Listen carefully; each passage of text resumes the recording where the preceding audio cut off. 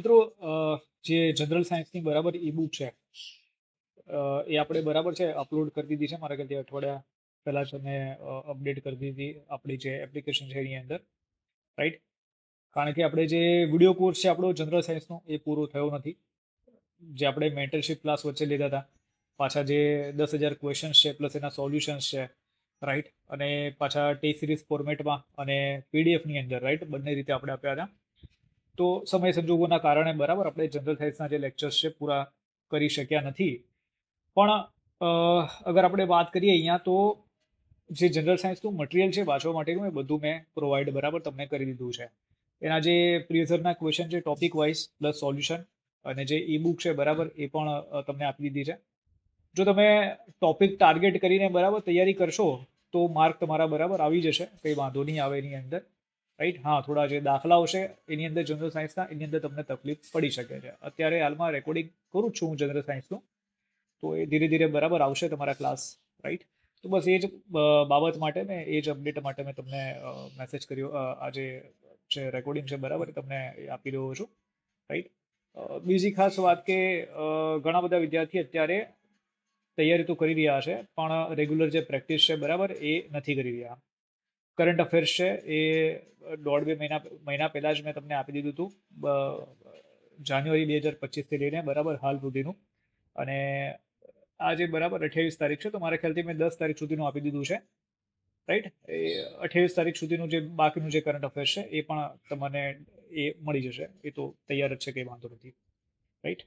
તો મેઇન બીજી વાત એ કહેવાની હતી કે અત્યારે હાલમાં તમે જેટલી પ્રેક્ટિસ કરશો બરાબર એટલો તમને એડવાન્ટેજ મળશે. મેં આગળ પણ કીધું હતું બધા વિષયની અંદર કે જો પ્રીવિયસ ક્વેશ્ચન તમે બરાબર છે 10,000 પ્રશ્નો છે જેટલા મેં આપ્યા એટલા તમે કરશો તો એ તમારું જે સિલેક્શન છે એ થઈ જવાનું છે રેલવે ગ્રુપ ડીમાં, તમને કંઈ જ વાંધો નહીં આવે.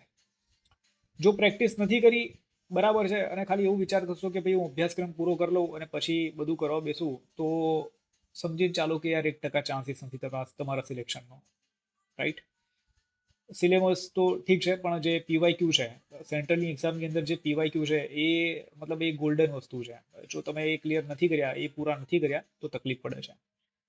અત્યારે પણ હાલમાં હું તમને બરાબર કહીશ કે જો તમારી એક્ઝામ 4 તારીખે છે અથવા એના પછી તમારી બરાબર આજે રેલવે ગ્રુપ ડીની એક્ઝામ આવી રહી છે તો તમે જેટલું બની શકે બરાબર એટલી તમે પ્રેક્ટિસ વધારે કરો. જેટલી તમે પ્રેક્ટિસ કરશો બરાબર તમને આનો જે ફાયદો છે એ તમારી જે એક્ઝામ છે એની અંદર પ્રાપ્ત થશે. જો તમે બરાબર પ્રેક્ટિસ નહીં કરો તો પછી તમને ત્યાં તકલીફ પડવાની છે. અને જો તમે જે પ્રેક્ટિસ કરશો તમારા માર્ક વધશે, તમને આપોઆપ કોન્ફિડન્સ આવી જશે.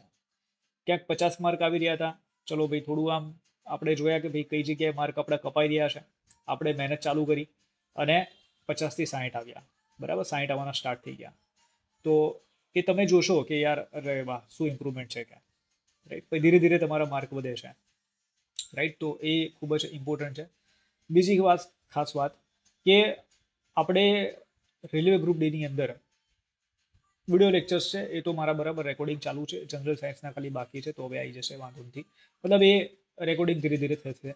અને બીજી ખાસ વાત કે રેલવેની જેટલી પણ એક્ઝામો છે એના માટે બધા જે આપણી બરાબર જે કોર્સિસ છે એની અંદર મેં હવેથી ડેલી મોક ટેસ્ટ છે બરાબર એ આપણે સ્ટાર્ટ કરી રહ્યા છે. Daily full mock test. સમજી લો રેલવે ગ્રુપ ડીનું 100 માર્કનું પેપર છે તો તમને 100 માર્કની દરરોજની બરાબર એક મોક ટેસ્ટ મળશે, રાઈટ? તો એનો બેનિફિટ તમને એ મળશે કે તમે રેગ્યુલર પ્રેક્ટિસ કરતા રહેશો, તમને ખબર પડશે કે યાર મારા આટલા માર્ક આવે છે, 40 આવે છે, 50 આવે છે, 60 આવે છે, રાઈટ? તો આનો એડવાન્ટેજ તમને મળશે. બીજી વસ્તુ કે તમે આ સમયમાં હાર ના માનતા, કારણ કે આ તો ભરતી છે, ચલો ઠીક છે, પણ આગળ પણ રેલવે ગ્રુપ ડીની ફરીથી નવેમ્બર ડિસેમ્બર મહિનામાં બરાબર આવવાની છે, ઓકે? તો એ હાર માનતાની ભૂલથી પણ અત્યારે જો બરાબર થોડો દમ લગાવીને પ્રેક્ટિસ કરશો, ક્યાંક તમે કદાચ તમારા 60 માર્ક આવતા હશે, 15 માર્કની હશે, તમે કંઈક પ્રેક્ટિસ કરશો 75 પહોંચી જશો, બરાબર નીકળી જશો, રાઈટ? પણ અત્યારે હાર માની લેશો કે યાર સર હવે તો તૈયારી થતી નથી, હવે થાકી ગયા છે, કારણ કે વિદ્યાર્થીઓના મને મેસેજ આવે કે કોઈના કંઈક પર્સનલ રીઝન છે, કોઈના કંઈક બીજા કંઈ અન્ય રીઝનો છે, રાઈટ? જેના કારણે એવું લાગે છે બધાને કે યાર સર આગળ તૈયારી બરાબર નહીં થઈ શકે. તો જો એવું કોઈ વસ્તુ સમજો તમે કે એ કોઈ સોલ્યુશન નથી. તૈયારી તમે સાઈડમાં મૂકી દેશો તો એનાથી તો બરાબર જીવનમાં કંઈ થવાનું નથી. મેઇન વસ્તુ એ છે કે જો તમે કન્ટિન્યુટી રાખો છો, બસ રેગ્યુલર બરાબર કંઈ ને કંઈ કરી રહ્યા હશો, તો આપોઆપ ધીરે ધીરે તમારો જે ગ્રોથ છે એ તમને જે થતો દેખાશે, રાઈટ? તો એના ઉપર તમે થોડું બરાબર ધ્યાન આપો. અને આજ જે મેં તમને બધી વસ્તુ કીધી છે, જો તમે એના ઉપર ધ્યાન આપશો તો તમારું કામ ઘણું સારું થઈ જશે.